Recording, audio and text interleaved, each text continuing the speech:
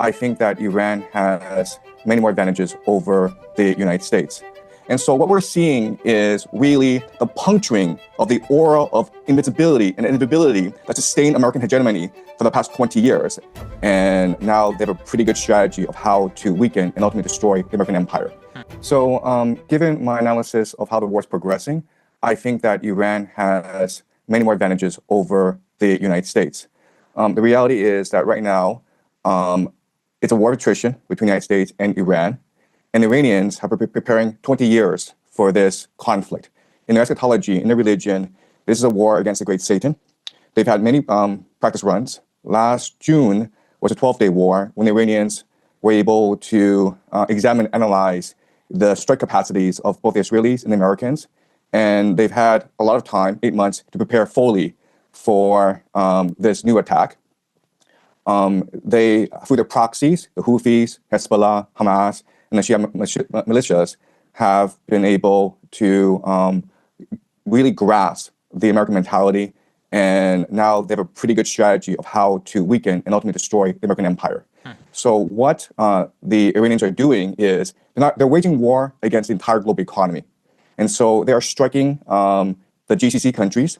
And not only are they striking GCC countries, American bases, they're going after the critical energy infrastructure of these bases. They blocked out the Strait of Hormuz. And eventually, they will go after the water desalination plants, which is the lifeblood of these nations because they don't have fresh water supply. In fact, the water desalination plants provides 60% of the GCC's water supply.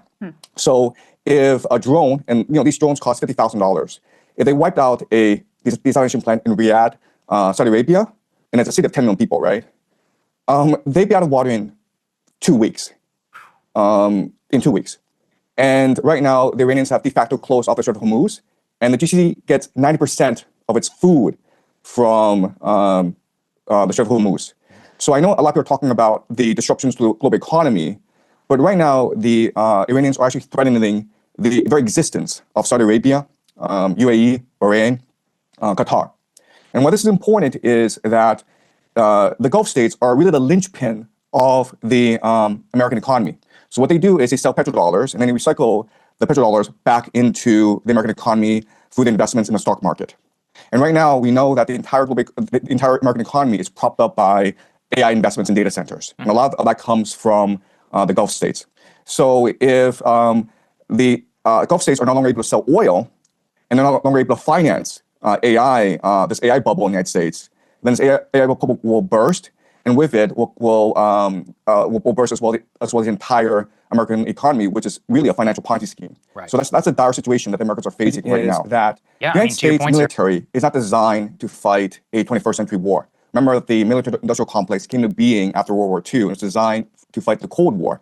And the Cold War was really about muscle flexing, about who was able to send people up into space, who was the first to get the person on the moon, who had the more complex missile systems. And so the entire American military strategy revolves around very sophisticated technology that costs a lot of money to build. And that's what the American air defense system is basically. And that's why we're seeing this asymmetry, as you point out, in this war, where you have these $1 million missiles trying to take out these $50,000 drones. And it's not sustainable in the long term. And so what we're seeing is really the puncturing of the aura of invincibility and inevitability that sustained American hegemony for the past 20 years, especially after the collapse of the Soviet Union.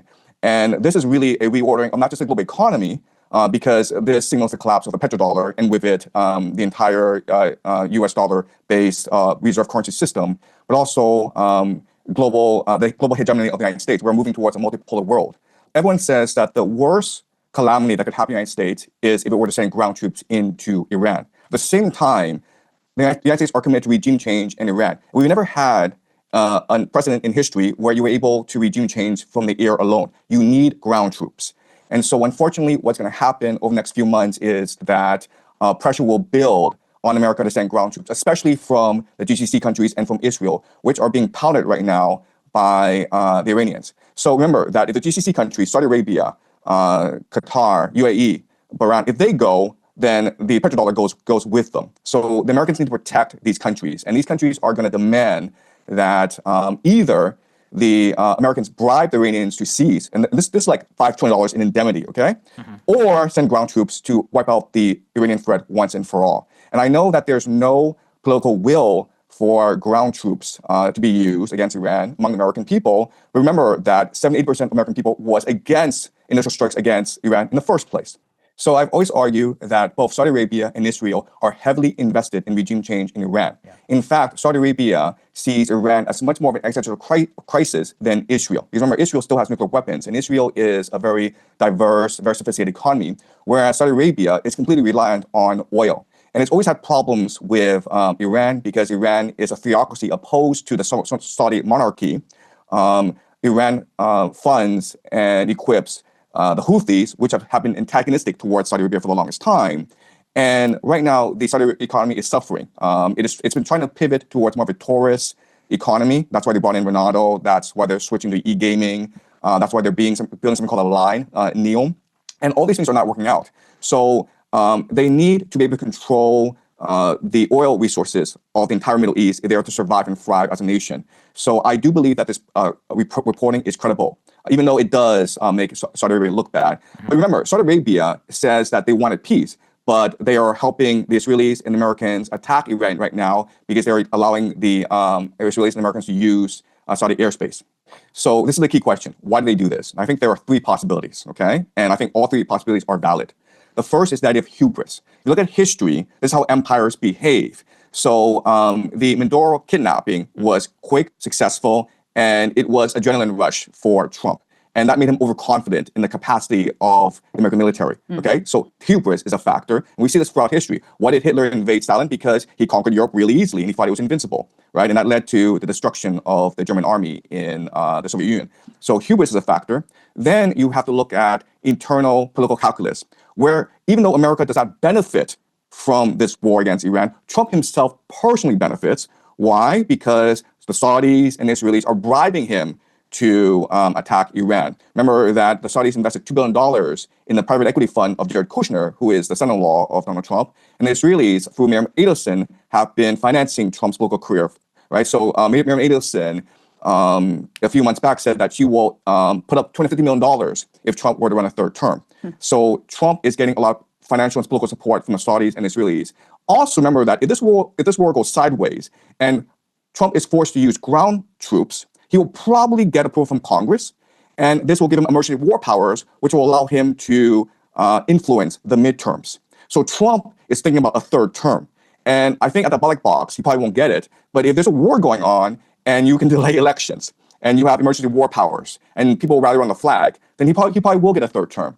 And the last factor that is very important is the eschatological factor, where if you look at the Epstein files, it's clear that we are run by secret societies. It's clear that the world is run by these individuals who have a lot of power. We don't know who they are, but they control the military. They control the national security apparatus.